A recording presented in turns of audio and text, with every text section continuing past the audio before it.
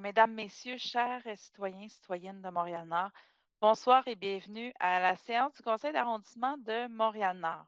Tout d'abord, nous allons commencer par un moment de recueillement.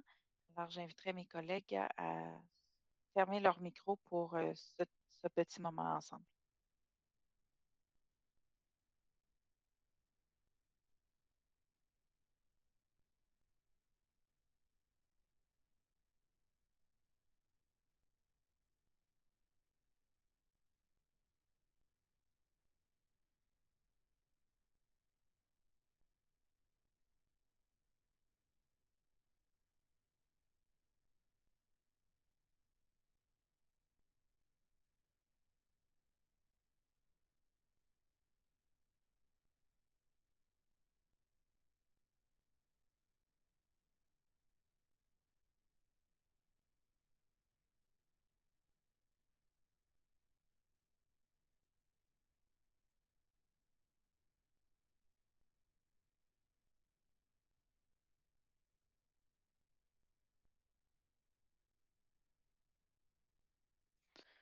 Alors, merci à tous.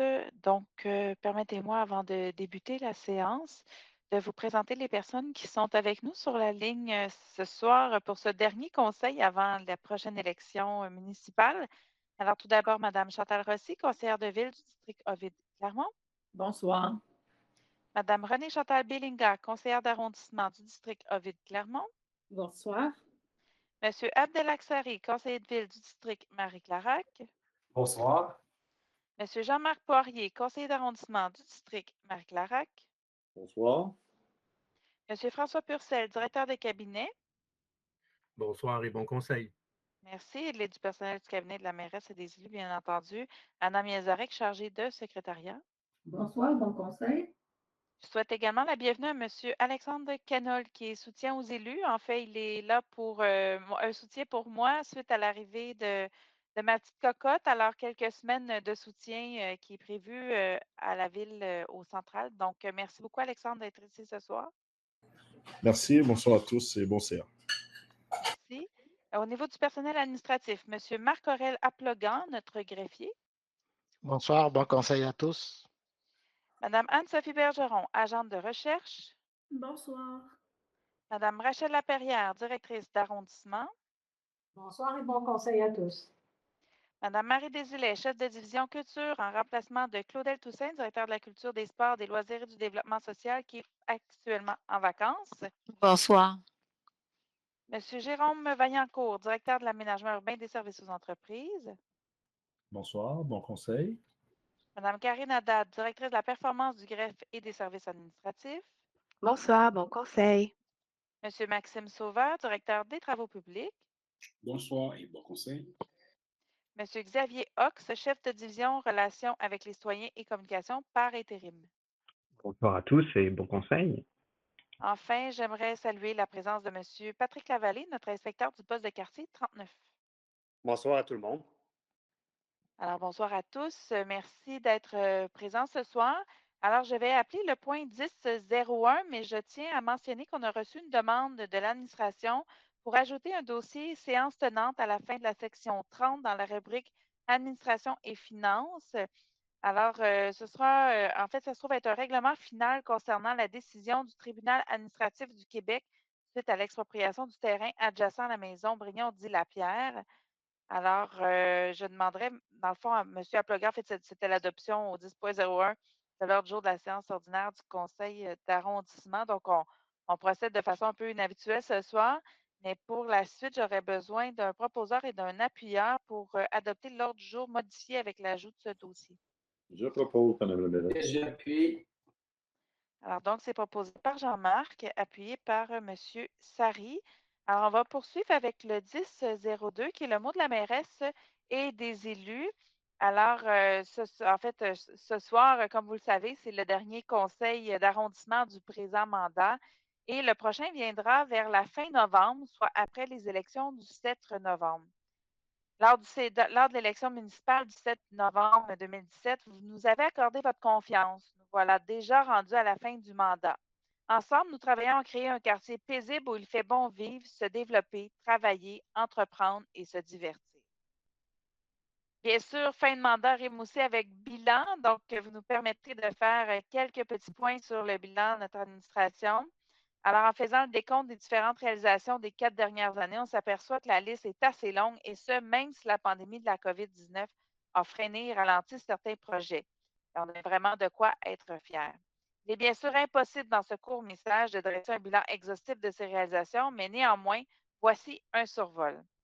Donc, je vais commencer avec nos parcs et nos espaces publics qui sont maintenant qui sont à votre image, bien entendu. Des investissements massifs ont été faits dans le réaménagement de nos parcs et espaces verts afin de les rendre plus accueillants, accessibles et diversifiés.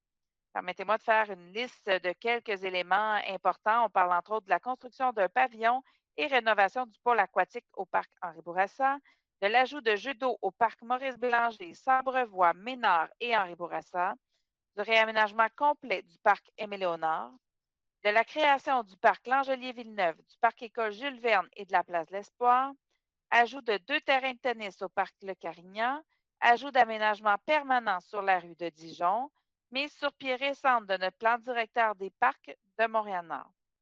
J'inviterai maintenant Mme Rossi à nous parler des quartiers plus verts pour nous et pour nos enfants. Effectivement, alors sur le plan de l'environnement, nous avons misé sur la promotion d'un milieu de vie plus vert, un milieu de vie plus durable. Cela s'est traduit par plusieurs investissements et réalisations, c'est-à-dire 19 ruelles vertes réalisées avec les citoyens, l'écoquartier Sauverdi.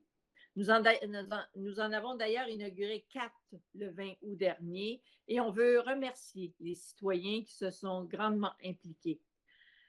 On a aussi fait l'implantation de nouvelles stations et du Bixi électrique à Montréal-Nord. Plus de 5000 arbres plantés en 4 ans, dont 88 plantés dans le cadre du programme Un enfant, un arbre. Implantation du programme de subvention pour les couches lavables. 1 million de dollars investis pour soutenir notre écoquartier, incluant l'ouverture d'un 2e point de service pour prendre soin de notre environnement. La phase 1 de notre plan directeur des parcs est faite. Je laisse la parole à mon collègue, M. Abdelaksari, qui va vous parler de jeunesse. Allez-y, M. Sari. Merci beaucoup, Mme la mairesse. Merci beaucoup, Mme Rossi. Alors, bien évidemment, les jeunes ont été toujours notre priorité, ceci depuis 2017, et ça le sera toujours.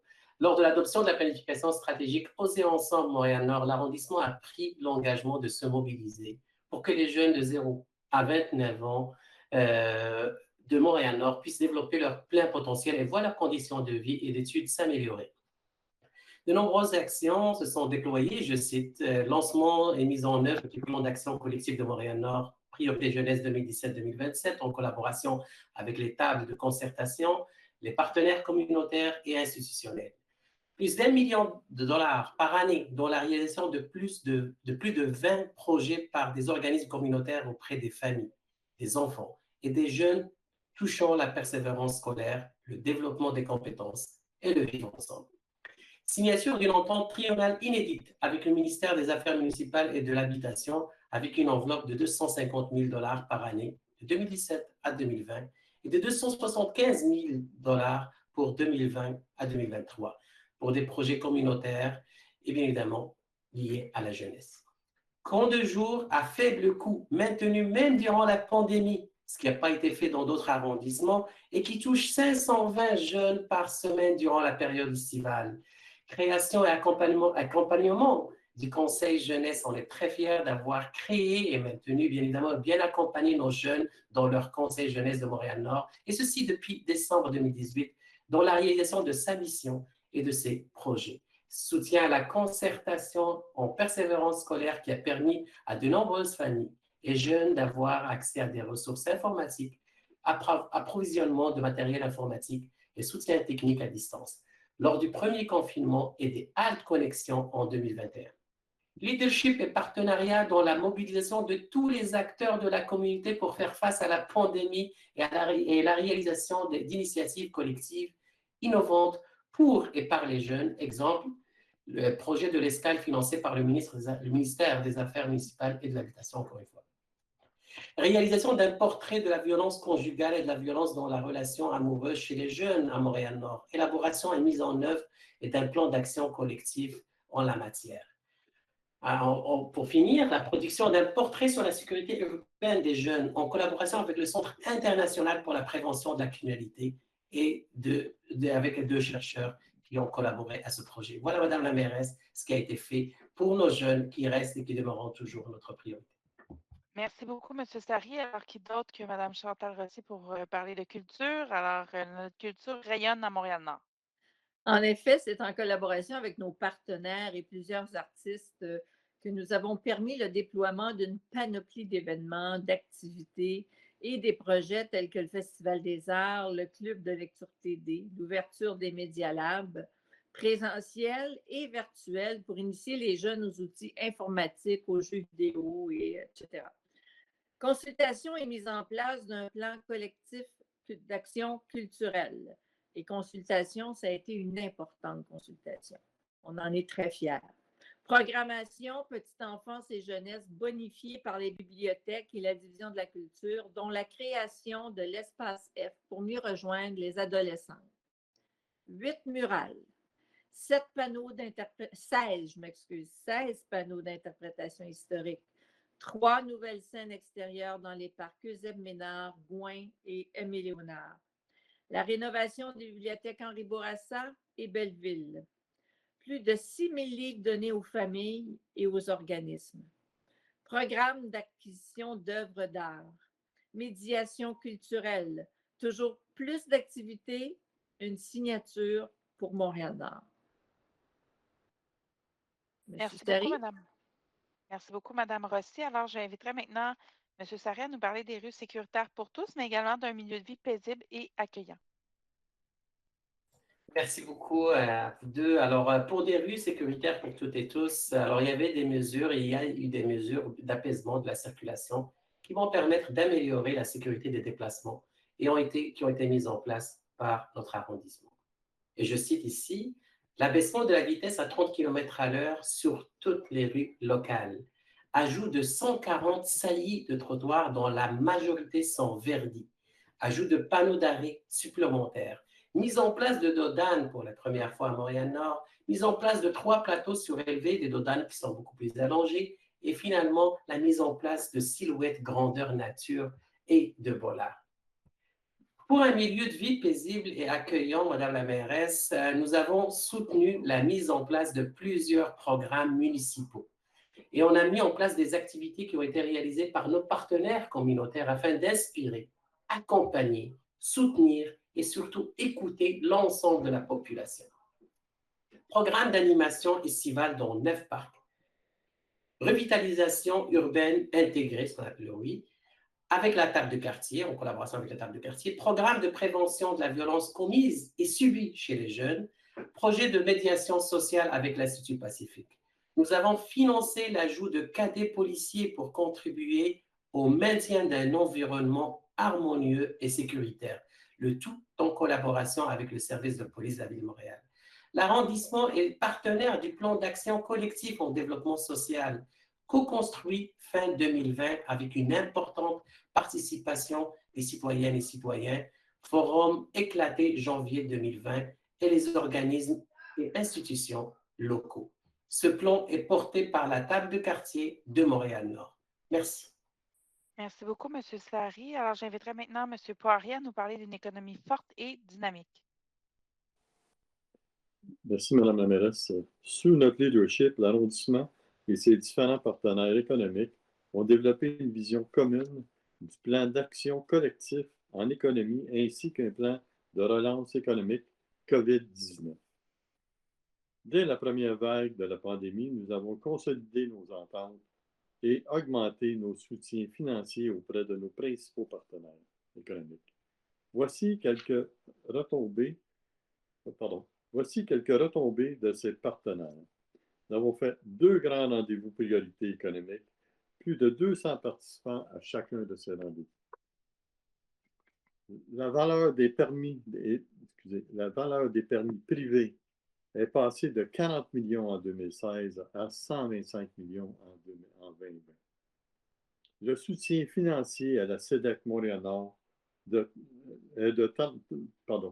le soutien financier de la SEDEC Montréal-Nord de 332 000 dans la revitalisation de nos artères commerciales et le soutien de nos commerçants de l'ordre de 113 000 le recrutement et le développement de futurs entrepreneurs non-montréalais pour la somme de 615 000 sans compter la signature d'une entente près de 1 300 000 avec la SEDEC pour les 3 prochaines années. Merci, Mme la mairesse. Merci beaucoup, M. Poirier. On voit que les réalisations sont nombreuses, mais encore là, ce n'est que quelques réalisations, bien entendu. Cette courte liste ne rend pas justice à tout le travail accompli par la communauté et nos équipes. Montréal-Nord est véritablement en pleine transformation à plusieurs niveaux. Comme élus, nous vous accompagnons le mieux possible avec toute la créativité et l'agilité dont nous sommes capables. Signe encourageant que les gens veulent investir de plus en plus chez nous. La valeur des travaux privés des permis, en fait, est passée de 40 millions en 2016 à 125 millions en 2020. Il y a encore fort à parier. Bon, on recommence. Il y a encore fort à faire pour atteindre notre vision du Montréal-Nord de demain.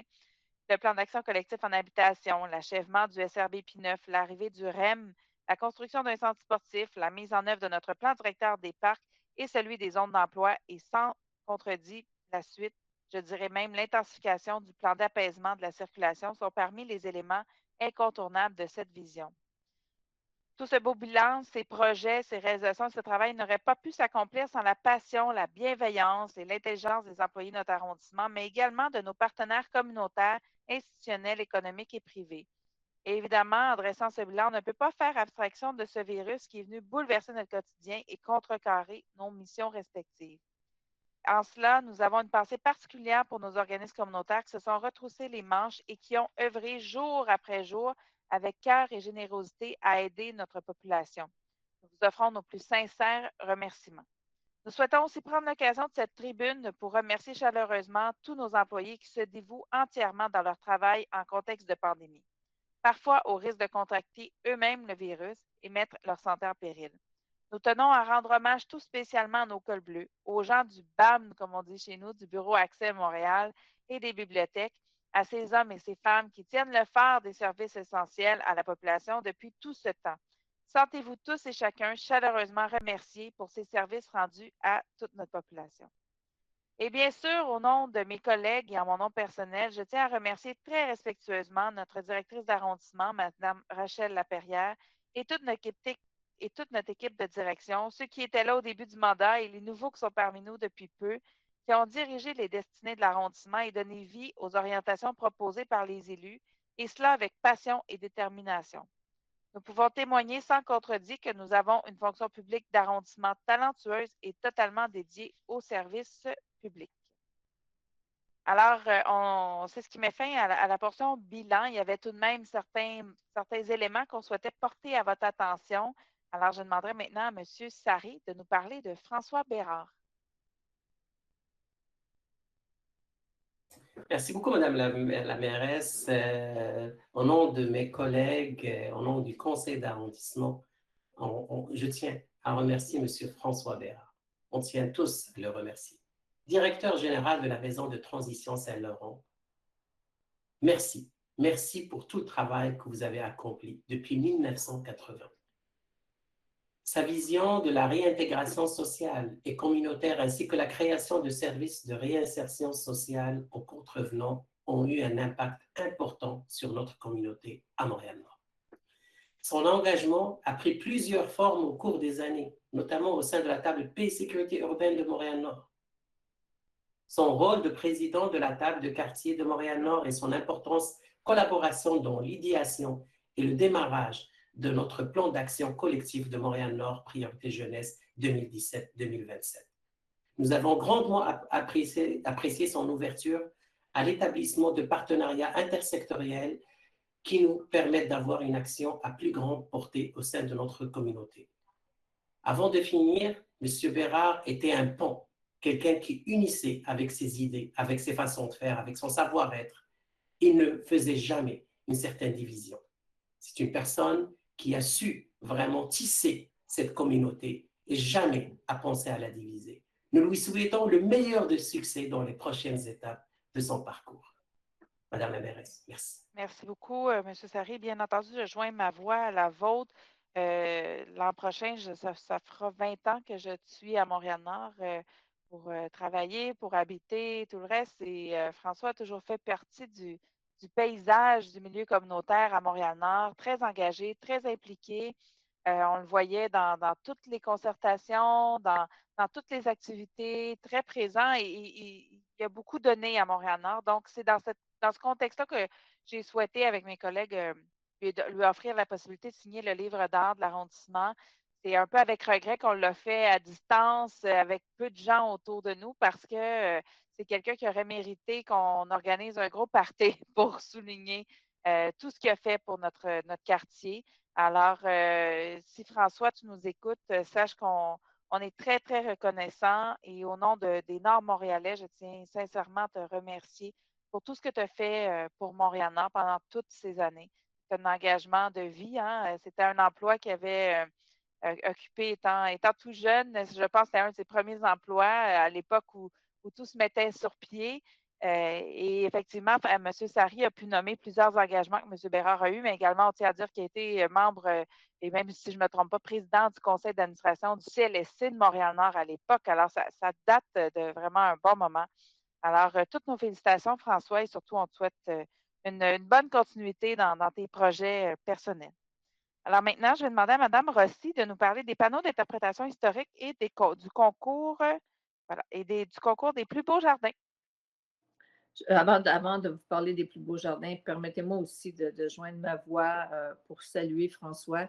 Effectivement, François pour moi, c'était celui qui, lorsqu'il prenait la parole dans une réunion, même si des fois il y avait des échanges un peu plus corsés, François, par sa voix, par sa façon d'être, était celui qui savait apaiser, celui qui savait équilibrer les choses, ramener les choses.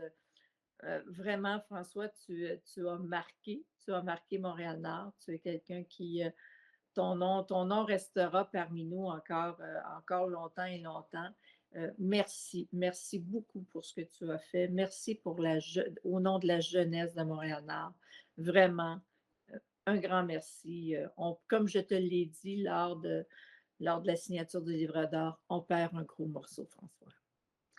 Alors, je reviens aux panneaux d'interprétation historique. 5 nouveaux panneaux d'interprétation historique ont été installés cet automne dans le cadre du programme de mise en valeur de l'histoire de Montréal-Nord. La bibliothèque Yves-Ryan, l'habitat Saint-Camille, les églises Saint-Vital et Sainte-Gertrude et le parc Aimé-Léonard. La plaque, le panneau au parc Aimé-Léonard sera installé à la fin des travaux du parc. Alors, ça viendra boucler la boucle et faire de ce parc le parc que nous attendons tous avec impatience. Alors, mis en place en 2018, ce programme a permis de créer jusqu'à maintenant un circuit de 16 panneaux à des emplacements identifiés comme des lieux d'intérêt historique ou patrimonial. Conçus grâce à l'étroite collaboration de la Société d'histoire et de généalogie de Montréal-Nord, ces panneaux d'interprétation historique sont le fruit d'une recherche bien documentée. Au détour d'une rue ou d'un parc, découvrez une page souvent méconnue de l'histoire de Montréal-Nord en lisant comment des personnes, des espaces ou des événements ont marqué le parcours de l'arrondissement. Toute l'information, vous la trouverez sur notre site Internet. Je vais vous parler maintenant du concours des plus beaux jardins. Le dévoilement des gagnants du concours des plus beaux jardins 2021 s'est tenu le 12 décembre dernier sur la terrasse arrière de l'école hôtelière Calixa-la-Vallée. Le nom des gagnants, je vais vous les dire, je vais vous les dévoiler. Pour la section balcon, c'est Bianca Brière. Pour le côté façade, c'est Mme Renée Dagenet. Pour les cours arrière, c'est Maria Mignacca. Pour les potagers, c'est M. Normand Chartrand. Et le coup de cœur du comité a été remis à Mme Samia Ballet. Alors, félicitations aux gagnants ainsi qu'à tous les participants. Merci à la Coop de Solidarité Économe pour l'organisation de ce concours qui, en plus d'embellir nos quartiers, le jardinage donne un bon coup de pouce à la nature et à la biodiversité.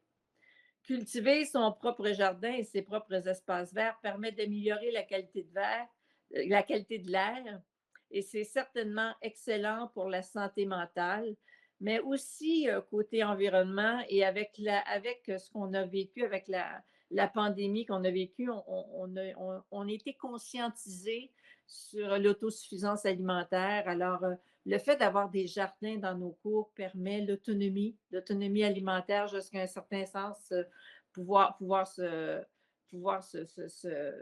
s'auto-produire nos légumes, ça devient un passe-temps extraordinaire. Je l'expérimente et c'est devenu pour moi un dada.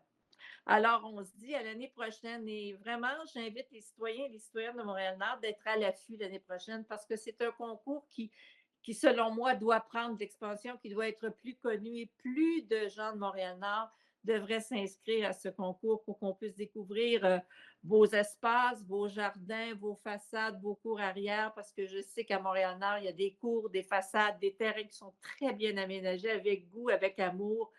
Et le fait d'être reconnu à travers un concours, ben c'est plaisant. Alors, on se dit à l'année prochaine. Merci beaucoup, Mme Rossi. J'inviterai maintenant M. Sarry à nous parler de vaccination. Merci beaucoup, Madame la mairesse. Oui, je vais parler de vaccination, chères citoyennes, chers citoyens. La sortie de cette pandémie de la COVID-19 ne peut être possible que si une vaccination large, étendue et déployée dans la communauté en général. Alors, ceci est un rappel de l'importance de vous faire vacciner, tant pour votre protection, votre sécurité à vous, que celle de vos proches, que celle de l'ensemble de notre collectivité. Malheureusement, Montréal-Nord est un des arrondissements les moins vaccinés, alors que la 4e vague frappe et touche de plus en plus de nos jeunes. Un taux de vaccination très faible, mais un taux élevé de cas. Et ces cas-là sont avec le nouveau Delta et plusieurs peuvent en souffrir et peuvent vraiment garder des séquelles. J'en connais des proches qui ont eu vraiment ce virus-là, puis qui gardent ces séquelles, et des gens qui sont vraiment des jeunes qui sont dans la trentaine, il y en a qui sont même dans la quarantaine, qui ont gardé ces séquelles-là. Il faut que chacun et chacune d'entre nous participe à l'effort de vaccination. Si vous avez un besoin d'information, écoutez les spécialistes, faites-vous aider par vos proches, faites-vous aider par les organismes locaux et écoutez les personnes spécialistes dans ce domaine. Se faire vacciner est le geste à poser pour rester en bonne santé et est la condition sine qua non pour qu'on puisse sortir de cette pandémie le plus tôt possible. Alors, s'il vous plaît, allez-y vous faire vacciner. Merci beaucoup, M. Sarry. Effectivement, on joint notre voix à la vôtre pour encourager les gens à aller se faire vacciner.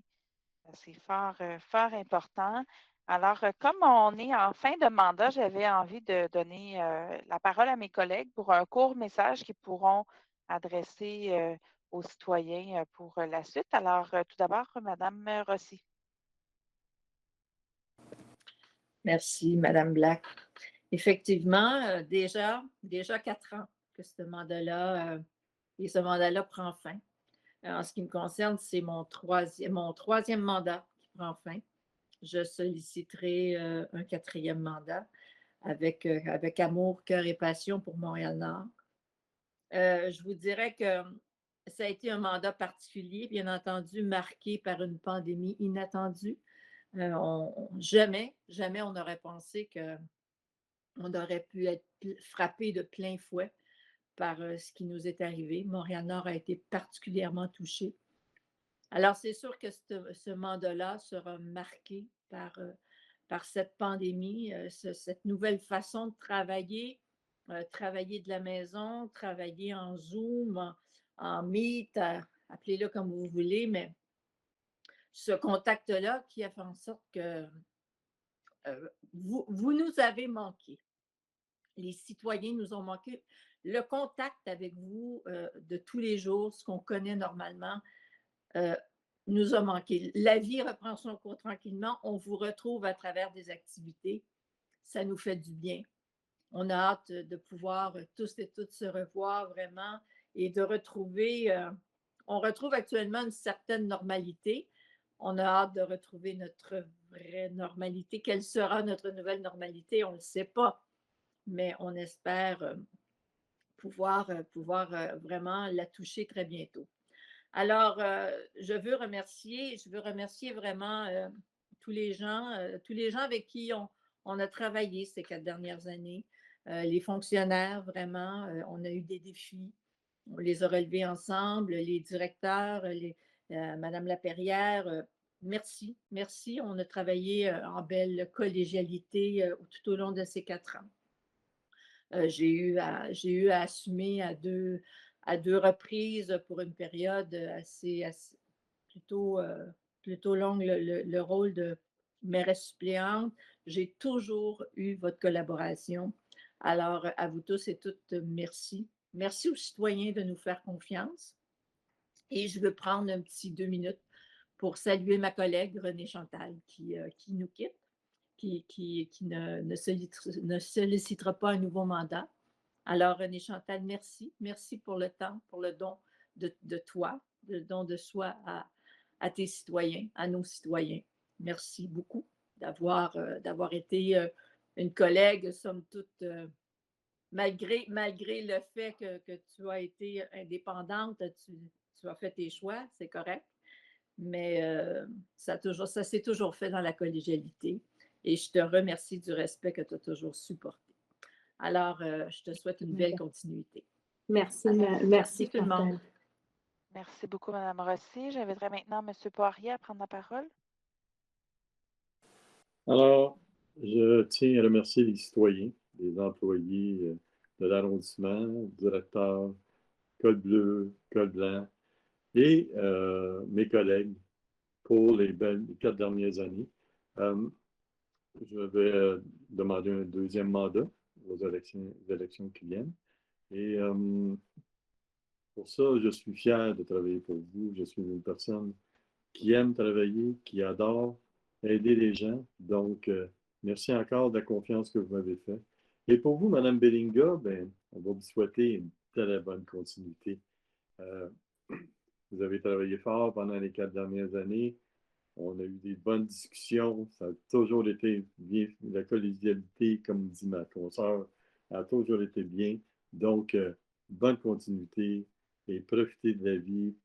Je vous souhaite vous revoir dans d'autres situations. Merci. Merci, M. Poirier. Merci. Merci beaucoup, M. Poirier. M. Sari, maintenant.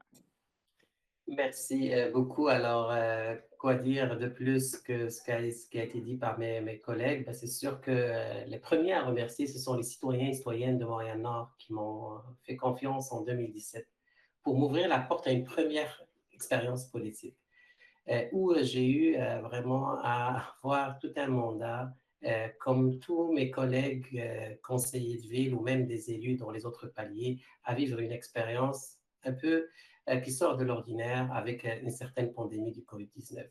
Mais en même temps, avec un rôle à la ville-centre au niveau de la commission de la sécurité publique, avec un rôle à l'arrondissement en lien avec la sécurité, en lien avec le lien avec les jeunes, je trouvais ça vraiment très pertinent. Et pour cette raison, je trouve qu'il y a du travail à faire. C'est pour ça que je vais solliciter un 2e mandat.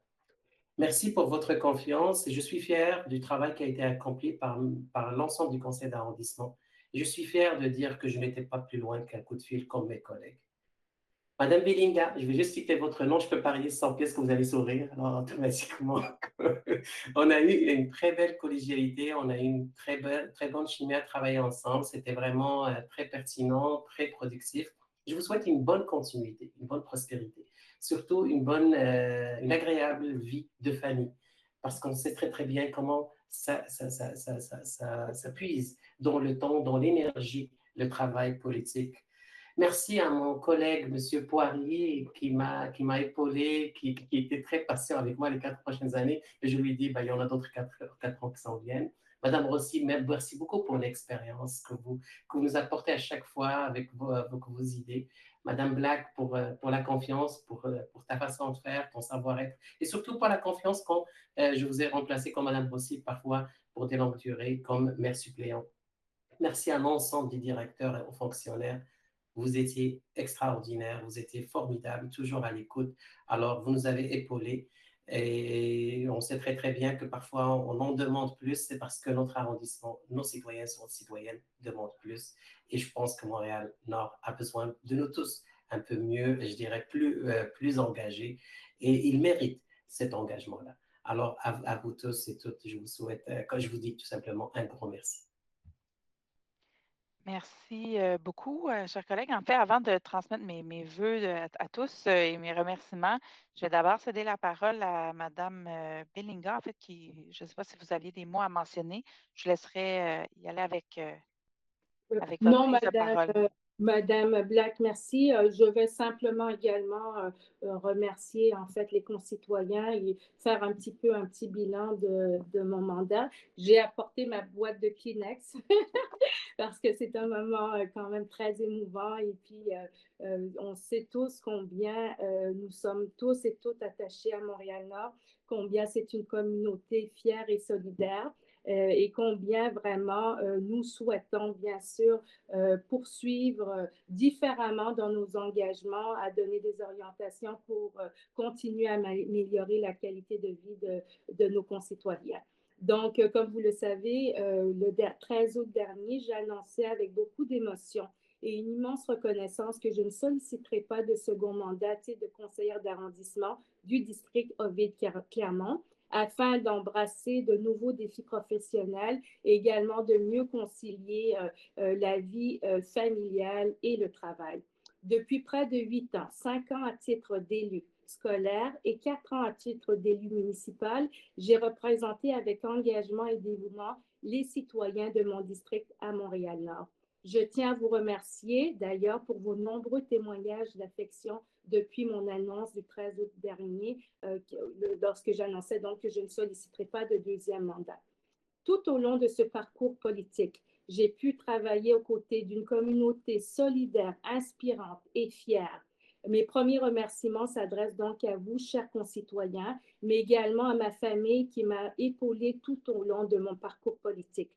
Nous avons réussi, chers concitoyens, à bâtir une relation de proximité et de confiance pendant ces 7 années qui m'a permis de porter vos enjeux avec authenticité, bien sûr 4 ans au niveau plus municipal.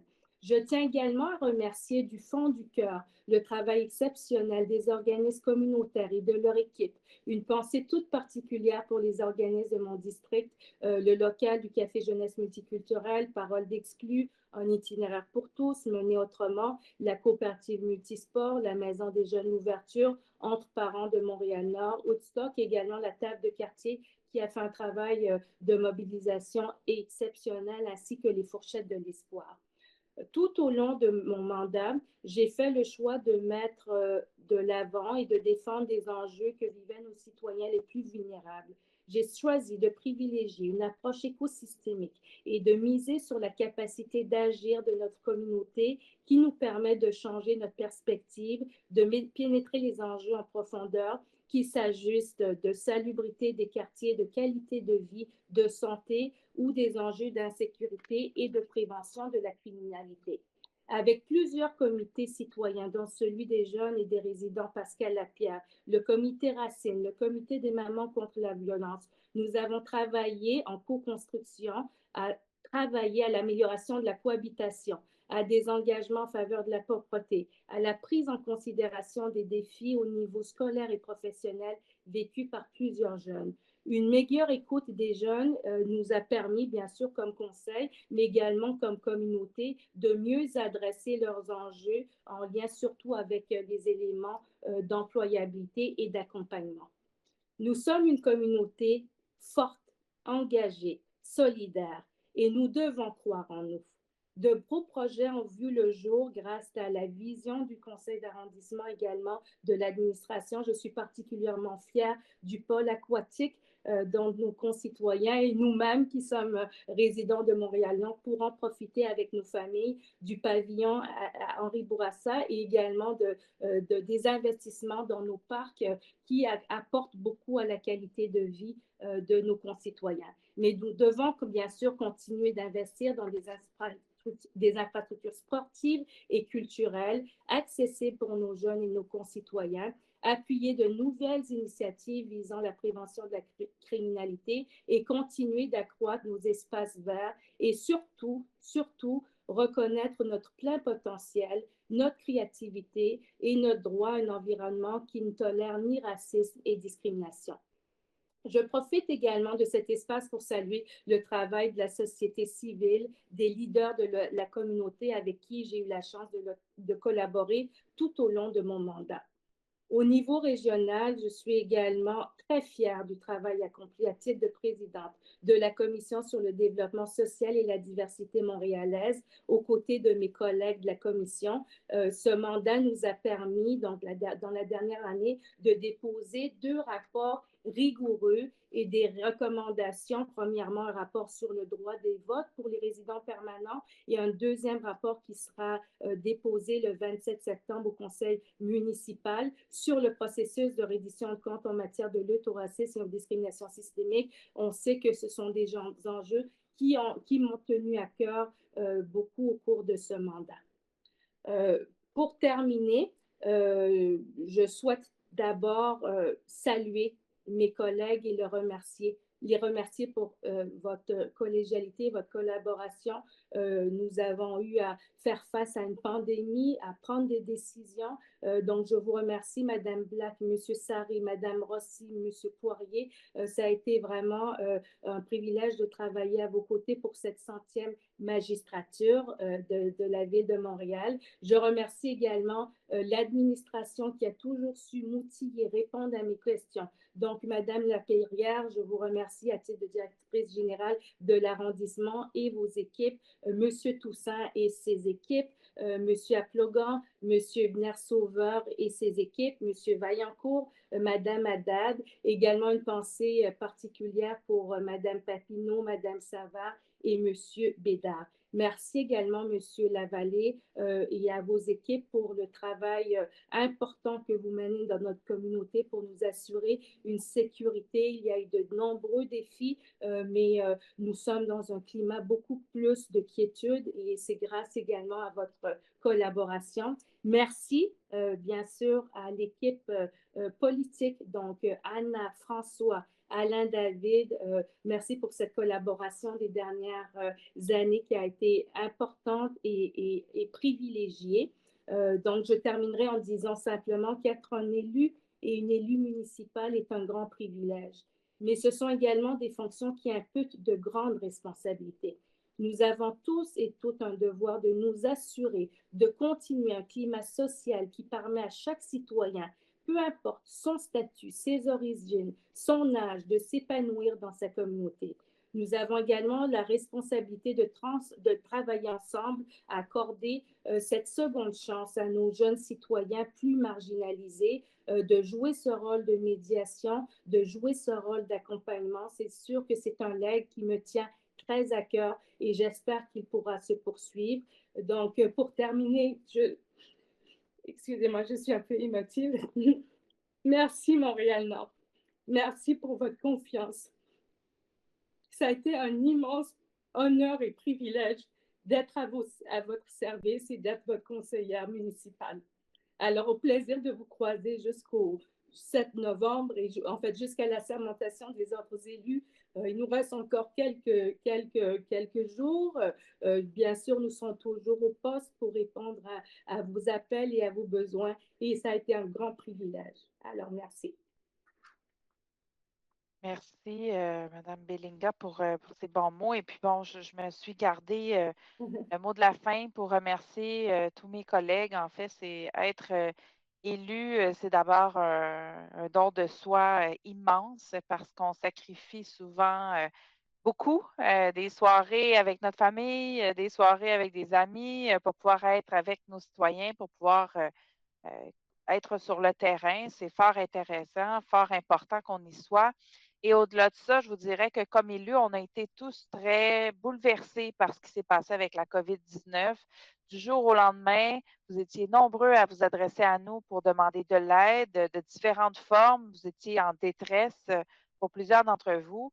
ça a été autant que ce soit des citoyens, que ce soit des commerçants qui nous appelaient en larmes. Alors, la pression a été forte et la dernière année et demie a été très éprouvante pour nous tous et on a été une communauté qui a été grandement frappée par cette pandémie. Alors donc, vous comprendrez qu'on a donné le mieux qu'on a pu pendant cette période-là, mais on le donne toujours, mais je vous dirais qu'on a mis vraiment les bouchées doubles pendant cette période-là. Donc, je voulais vraiment vous dire merci d'abord pour toute la confiance que vous nous avez donnée, pour vos messages que vous nous envoyez régulièrement pour nous remercier d'avoir été là pour vous. Et puis, pour ma collègue, Mme Bellinga, en fait, je tiens à vous remercier pour tout ce que vous avez fait pour l'arrondissement. On le sait que vous étiez présente auprès des citoyens, très présente sur le terrain aussi. Alors, on salue cet engagement que vous aviez eu depuis le départ, depuis même bien avant d'être conseillère d'arrondissement. Et pour mes collègues et moi-même, ben, on sollicite un autre mandat. Alors, on va laisser le processus se poursuivre. On n'en est qu'au tout début, en fait, de la campagne électorale, mais je tiens vraiment à vous dire à tous merci. Et puis, ça fait un plaisir de travailler avec vous dans les dernières années. Et je pense que Montréal-Nord a grandement évolué. On l'a dit d'entrée de jeu, on est en pleine transformation. C'est un quartier qui est appelé à vivre de grands changements dans les prochaines années, ne serait-ce qu'avec tous les projets structurants en mobilité qui vont arriver. Ça va transformer notre quartier. Donc, voilà. Alors, merci à tous. Et puis, c'est ce qui met fin à cette portion de bilan. Donc, on va poursuivre le conseil avec le point 10.03, qui est la période de questions du public. Et puis, vous allez me donner quelques secondes. Je vais juste aller ouvrir la question. Bon, là, Anna, je vais avoir besoin d'un petit coup de main parce que je n'avais pas. Ou est-ce que quelqu'un, en fait, on n'a qu'une seule question, c'est ce qu'on m'a annoncé. Alors donc, Madame Haddad, vous pourriez, je pense que c'est Madame Oui, Haddad qui oui, lisait bien ce sûr. soir. Donc, je ne l'ai pas devant moi, mais vous pouvez la lire tout simplement. Parfait. Donc, nous avons une pétition signée par Madame Lucie Roy. Et le préambule de la question, c'est le dépôt de la pétition concernant la vitesse sur l'avenue Audouin. Donc, au fait, la pétition, Madame, Monsieur, l'avenue Audouin, située à l'est du boulevard Saint-Michel, auparavant bien tranquille, sereine, où il faisait bon vivre, est maintenant devenue une voie de contournement du boulevard Saint-Michel, limitée à 50 km à l'heure. Elle est utilisée pour filer à toute allure à plus de 70-80 km à l'heure, et cela en toute impunité.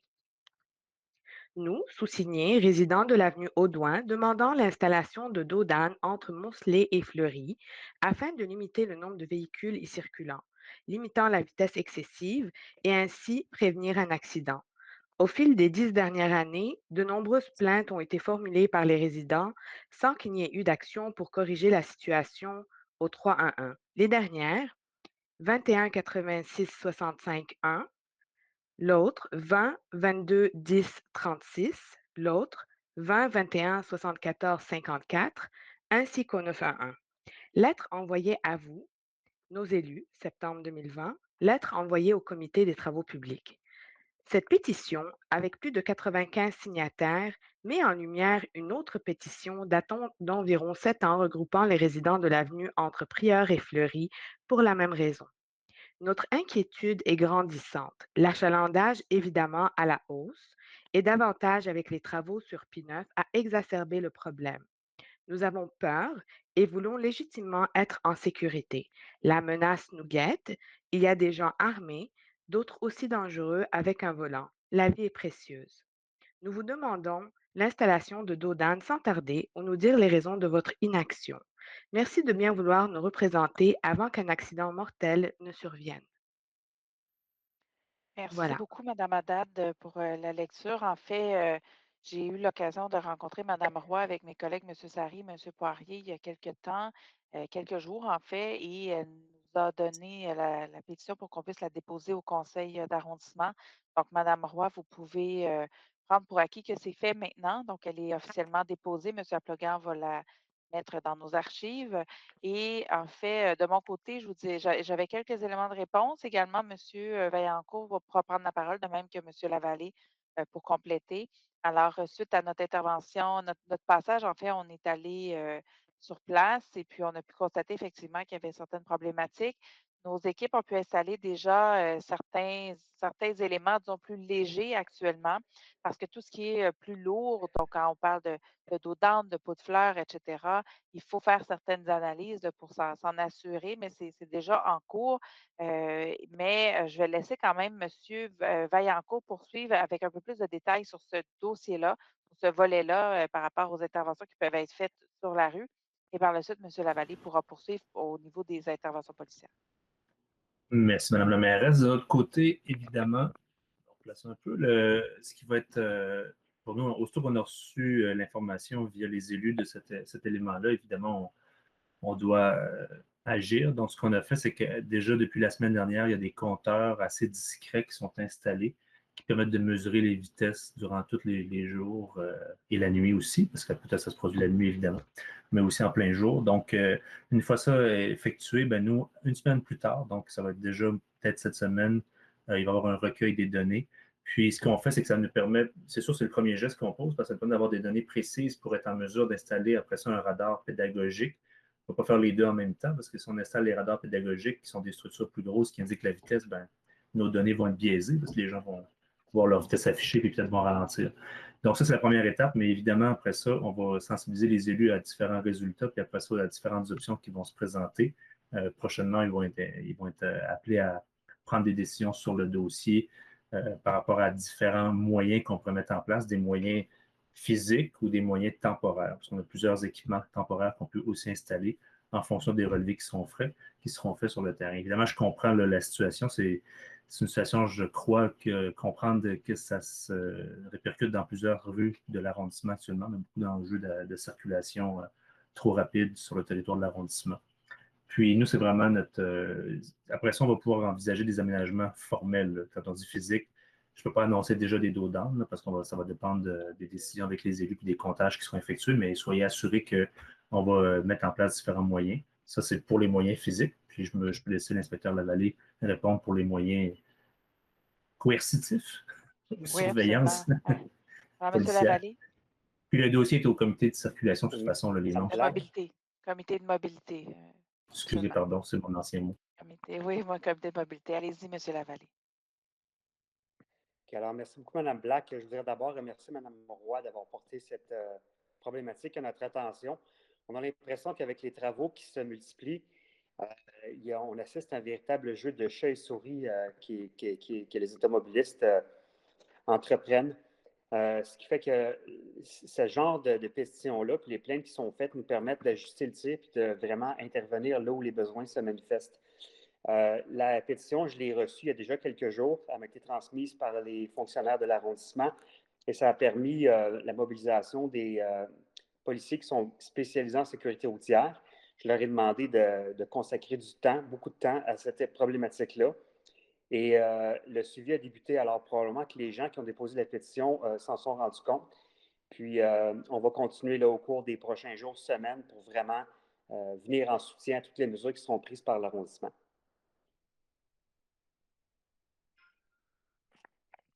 Oh, pardon. J'avais oublié moi. Merci beaucoup, M. Lavallée, pour cette intervention. Alors, donc, c'est ce qui met fin à la période de questions qui fut plutôt simple aujourd'hui. Alors, donc, je sais que certaines personnes vont probablement quitter. Donc, si vous voulez le faire, c'est le bon moment pour le faire. Alors, merci. Alors, donc, on va poursuivre avec l'ordre du jour. Donc, j'appellerai maintenant le 10-04. 10-04. Adopter le procès-verbal de la séance extraordinaire du Conseil d'arrondissement du 23 août dernier à 8h45 et le procès-verbal de la séance ordinaire du Conseil d'arrondissement du 30 août 2021. Propose. J'appuie. Alors, c'est proposé par M. Sari, appuyé par Mme Rossi, le 20-01. 20-01. Adjugé à la compagnie Construction Larotech Inc., plus bas soumissionnaire conforme, pour un montant de 234 494,40 $, taxes incluses, un contrat pour des travaux de réaménagement géométrique sur 2 intersections de l'arrondissement de Montréal-Nord et autoriser une dépense de 25 449,44 $, taxes incluses, pour les contingences et autoriser une dépense de 39 635 $, taxes incluses, pour les incidences pour une dépense totale de 299 578,84 $. Je propose. Ça prendra un J'appuie. appuyeur. Merci. Proposé par M. Poirier, appuyé par M. Sari. Le point 2002, s'il vous plaît. 2002, accorder une contribution financière de 19 596 $ au Centre des femmes interculturelles Claire pour le projet à cœur ouvert pour l'année 2021 dans le cadre du programme de revitalisation urbaine intégrée de la Ville de Montréal et approuver le projet de convention à intervenir. Je propose. J'appuie. Et Donc, bien c'est sûr, comme ma collègue Mme Rossi, on souligne vraiment cette initiative du Centre interculturel Claire, excessivement importante là, pour les femmes et pour les relations entre hommes et femmes. Donc, voilà. Tout à fait. Excellent. Merci beaucoup. Alors, c'est proposé par Mme Rossi, appuyé par Mme Bellinga. Le 2003 à 2005. 2003, accorder une contribution financière de 5 550 $ aux 13 comités des loisirs des résidences d'habitation pour aînés de Montréal-Nord pour l'année 2021. 2004, accorder une contribution financière de 4 850 $ aux 13 clubs de l'âge d'or reconnus par l'arrondissement pour l'année 2021. 2005, entériner une contribution financière de 500 $ à la coop de solidarité Éconor pour l'organisation de la fête des ruelles qui a eu lieu le 20 août dernier, afin que l'organisme puisse offrir un goûter aux citoyens lors de la fête, le tout à même le budget discrétionnaire des élus. Je propose. J'appuie. Alors, proposé par Mme Rossi, appuyé par M. Poirier. Le 2006 à 2007. 2006, accorder une contribution financière de 250 $ au club de l'âge d'or du parc Lacordaire afin de permettre aux membres du club de poursuivre leurs activités et offrir des cadeaux afin de briser l'isolement des personnes âgées durant la période de la COVID-19, le tout à même le budget de fonctionnement des élus. 2007, accorder une contribution financière de 250 $ au Cégep Marie-Victorin pour la tenue d'un spectacle regroupant les étudiants finissants du profil interprétation qui aura lieu le 14 décembre 2021 et ce, à même le budget discrétionnaire des élus. Je propose. J'appuie. Alors, c'est proposé par Mme Rossi, appuyé par M. Sari. Le 2008 à 2009. 2008, accorder une contribution financière totalisant la somme de 70 020 $ pour l'année 2021 à la clinique juridique de Montréal-Nord pour le projet Service d'accompagnement aux jeunes judiciarisés dans le cadre du programme de la Ville de Montréal de prévention de la violence commise et subie chez les jeunes et approuver le projet de convention à intervenir. 2009, accorder une contribution financière de 1 300 $ au loisir Sainte-Gertrude pour l'année 2021. Je propose. J'appuie. Alors, donc, c'est proposé par Mme Rossi, appuyé par Mme Bellinga. J'appelle le 3001 à 3003. 3001, approuver et déposer les rapports mensuels au 31 juillet 2021. 3002, approuver et déposer les rapports sur l'exercice du pouvoir délégué au 31 juillet 2021. 3003, déposer la projection des résultats de l'exercice financier 2021 en date du 31 août 2021 et de l'état des revenus et des dépenses réels au 31 août 2021 comparés à ceux des 31 août 2019 et 2020. Madame la mairesse, si vous le permettez, avant d'appuyer ce point-ci, j'aurais une petite intervention rapide. Absolument. Vu Vous qu'on pouvez y aller. dépose, oui, merci beaucoup. Alors, vu qu'on dépose aujourd'hui l'évolution budgétaire ainsi que l'état comparatif en date du 31 août 2021, il faut signaler, Madame la mairesse, chers collègues, qu'il n'y a eu aucun dépassement. Il n'y a eu aucun déficit qui est prévu, excusez-moi. Il n'y aura pas de dépassement ni déficit qui seront prévus, tant au niveau des revenus que des dépenses. Ici, on va anticiper donc que notre enveloppe budgétaire annuelle sera respectée. Le déroulement des activités de l'arrondissement suit son cours sans irrégularité majeure, et ce, malgré les défis liés, bien évidemment, à la situation sanitaire que nous traversons tous. Nous nous efforçons de continuer à soutenir les organismes et institutions de l'arrondissement dans l'atteinte de leur mission. Enfin, nous maintenons en place de rigoureux contrôles administratifs et financiers afin d'assurer une saine gestion des fonds publics. Merci, Madame la maire. Merci beaucoup. Alors, donc, ça Et va je prendre un propose le proposé. point et Parfait. j'espère qu'il y aura un appui. Et j'appuie le point. Alors, merci, M. Sarré. Donc, proposé par M. Sarré, puis par M. Poirier. Alors, donc, on poursuit 3004 à 3005. 3004, autoriser l'acquisition pour un montant de 2 310 $ de 5 tableaux réalisés par des artistes locaux via l'organisme Artistes en Arts Visuels du Nord de Montréal, qui seront exposés dans différents locaux de l'arrondissement, le tout à même le budget de fonctionnement des élus. 3005, accorder la reconnaissance et le soutien à l'organisme Temple des arts martiaux karaté Shotokan à titre de partenaire de mission complémentaire de manière provisoire pour la période de septembre 2021 à septembre 2022. Je propose. J'appuie. Alors, donc, c'est proposé par M. Sarré, appuyé par Mme Rossi, 3006 à 3007.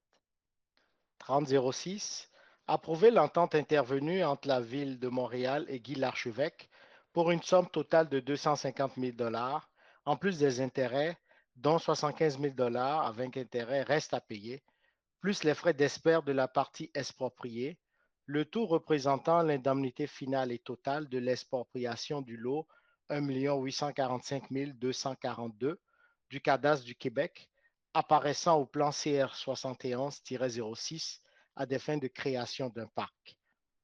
3007, autoriser le règlement hors cours 500-17-11-60-92-217 et autoriser la directrice d'arrondissement à signer tous les contrats à cet effet, tous les documents à cet effet.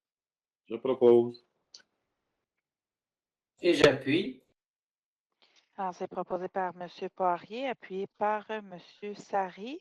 Ensuite, on a le 3008, qui est le dossier qui est arrivé, ce qu'on va dire en papillon, donc dans le conseil. Donc, il n'est pas, je pense, je ne sais pas s'il est une feuille de Il doit PowerPoint. l'être. Voilà, Oui, voilà. parfait. Allez-y. Alors, le 3008, exécuter la décision du tribunal administratif du Québec rendue le 12 janvier 2021, établissant la valeur de l'indemnité totale pour l'expropriation du lot exproprié, portant le numéro 5 845 516 du cadastre du Québec au montant de 433 000 $. Le solde de l'indemnité à être versé à M. Léonidas Moisan, propriétaire de l'immeuble exproprié, portera intérêt au taux légal avec indemnité additionnelle sur la somme de 433 000 $ à compter du 8 mai 2017, plus les frais d'espère au montant de 8 000 $ portant intérêt au taux légal à compter du 12 janvier 2021. Parfait. Avant de prendre un proposeur et un appuyeur, je vais demander à M. Vaillancourt de vous l'apporter des informations supplémentaires. Oui, bien, effectivement, merci Madame la mairesse. C'est que je peux quand même prendre quelques minutes, là, je serai assez bref pour expliquer le sommaire décisionnel, tout ce qui est arrivé rapidement sur vos pupitres. Puis on vous en remercie. Effectivement, c'est une décision du tribunal administratif, mais ce qu'il faut comprendre, c'est que c'est un dossier qui a débuté en 2017, en fait fin 2016, début 2017. C'était l'expropriation pour le terrain qui est situé directement à côté de la maison Brognon-du-Lapierre. C'était dans le projet qu'on est en train de finaliser, d'agrandir le parc de la maison Brognon-du-Lapierre. Donc, aussitôt qu'on décrète une expropriation pour fin de parc, le processus s'enclenche. Donc, début 2017, le processus s'est enclenché avec notre service et la Ville-Centre qui gère ces dossiers-là. C'est le service de gestion et de planification immobilière. Puis, à ce moment-là, il y a une indemnité qui a déjà été versée, qui est versée, qui était l'évaluation faite par le service central de 269 500 $. Donc, cette indemnité-là, ben, ça peut arriver parfois qu'un exproprié n'est pas d'accord avec l'indemnité. Donc, il y a le loisir de s'adresser au tribunal administratif du Québec donc, pour contester un montant d'expropriation. Ce qu'il a fait, sans prendre d'avocat, mais il l'a fait lui-même. Donc, il a mandaté un évaluateur pour faire une nouvelle évaluation. C'est ce qui fait que là, on doit prendre une décision, on n'a pas le choix d'exécuter la décision du tribunal administratif parce que le juge a rendu sa décision sur une valeur.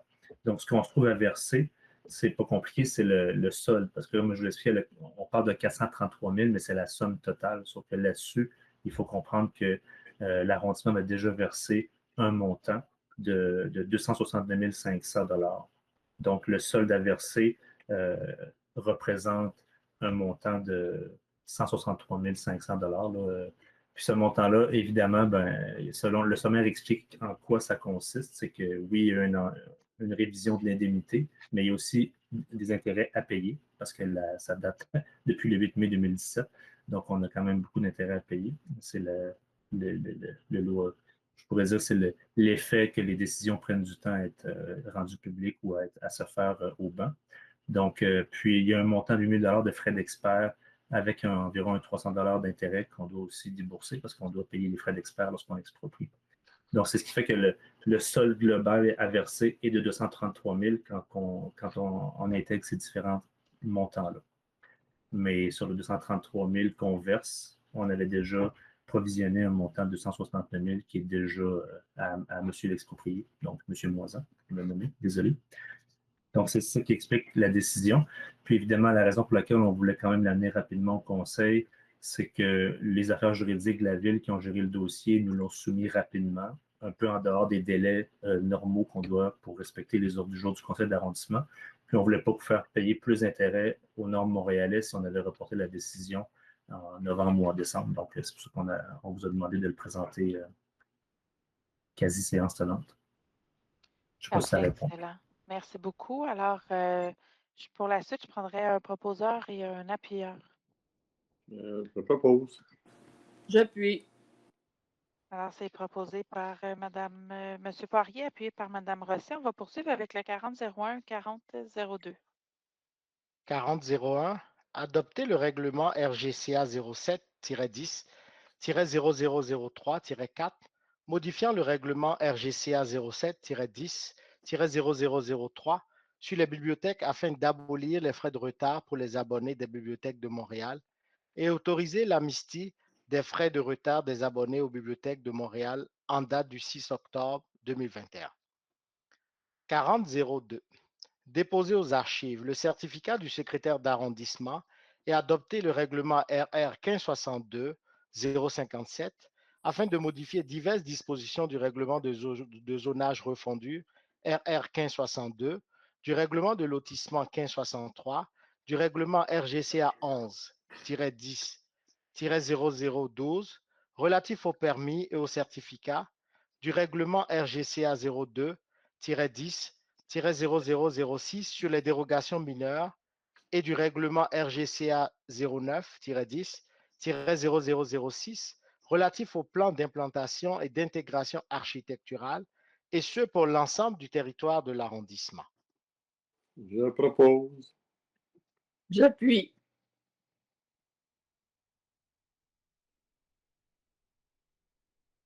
Hello? Madame la mairesse, votre micro. Oh my Ça God, serait mieux. c'est Ouais, rare, ça m'arrive, mais là, j'ai oublié. Alors, c'était proposé, rappelez-moi, là, c'était Ça a été proposé par M. Poirier, appuyé par Monsieur Mme Poirier, Rossi. appuyé par Mme Rossi. Moi, j'étais partie, là. Alors, merci. Et puis, on va poursuivre, en fait, avec le 4003. Et après la lecture, M. Aplogan, il y a également une photo que j'aimerais montrer par la suite. Parfait, Madame la mairesse. 4003, déposer le procès-verbal de consultation écrite et adopter la résolution PP 048 afin de permettre la construction d'un établissement secondaire, notamment une école secondaire, et l'aménagement d'un parc terrain de jeu à l'angle des boulevards Albert-Hudon et Maurice Duplessis sur les lots 6 458 755 et 6 422 824 du cadastre du Québec, soit le 12 001 boulevard Albert-Hudon, le tout en vertu du règlement RGCA 11-10-0007 sur les projets particuliers de construction, de modification ou d'occupation d'un immeuble. Alors, donc, on voit la photo, effectivement, de la nouvelle école secondaire de Montréal-Nord, comme M. Plegan le disait, au coin de Maurice Duplessis et de Albert Hudon. Alors, donc, ça me prendrait un proposeur et un appuyeur. Je propose. J'appuie. Donc, c'est proposé par M. Sari, appuyé par Mme Bellinga. Alors, quand vous allez l'avoir construite, Mme Bellinga, vous allez pouvoir dire que vous avez mis votre petit grain de sel dans Effectivement. notre petite contribution dans ce grand projet. Il faut savoir que c'est une nouvelle école secondaire, mais il y aura également une école primaire qui va être tout près, juste à côté, dans les Mais prochaines années. je pense que le petit Nathan ira à une des deux, là. C'est dans son coin. Ensuite, on le verra bien, on le verra bien. Alors, donc, on va poursuivre avec 4004 à 4006. 4004, déposer le procès-verbal de la séance de consultation écrite et statuer sur une recommandation du comité consultatif d'urbanisme, à savoir permettre une marge avant principale de 3,01 mètres au lieu de 4,5 mètres, une marge latérale gauche de 0,9 mètres au lieu de 2,28 mètres, une marge arrière de 1,84 mètres au lieu de 6 mètres et une marge arrière de 8,95% de la profondeur moyenne du lot au lieu de 20% pour le 10 915 boulevard Saint-Michel, le tout en vertu du règlement RGCA 02-10-0006 sur les dérogations mineures. 4005. Déposer le procès-verbal de la séance de consultation écrite et statuer sur une recommandation du comité consultatif d'urbanisme, à savoir permettre une marge avant principale de 2,04 mètres au lieu de 4,5 mètres et les deux marges latérales de 1,96 mètres au lieu de 1,98 mètres pour le 3970 rue Prieur-Est, le tout en vertu du règlement RGCA 02-10-0006 sur les dérogations mineures. 4006. Statuer sur une recommandation du comité consultatif d'urbanisme, à savoir permettre l'agrandissement du bâtiment dans le but d'ajouter un étage pour le 10 652 avenue de Paris, le tout en vertu du règlement RGCA 09-10-0006 relatif au plan d'implantation et d'intégration architecturale. Je propose. Parfait. J'appuie. Donc, proposé par M. Poirier, appuyé par M. Sari, le 4007. 4007.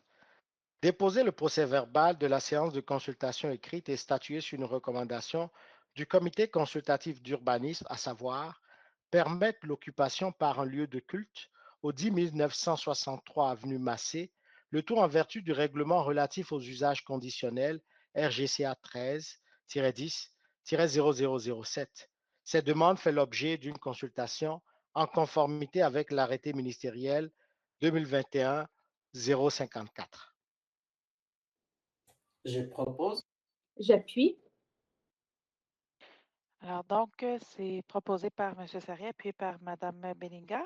On passe aux deux derniers points, en fait, le 5001 et 5002.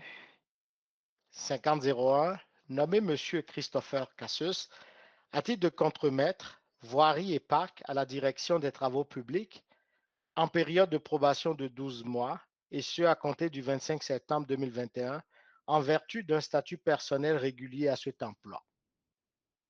5002, nommé M.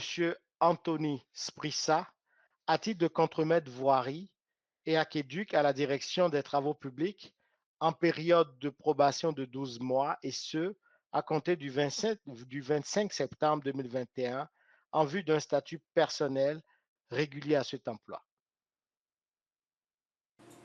Je propose. J'appuie. Alors, c'est proposé par Mme Rosset, appuyé par M. Sari. Alors, donc, Monsieur Sauveur, vous allez avoir des remerciements et des félicitations à faire à 2 nouvelles personnes dans votre équipe en notre nom.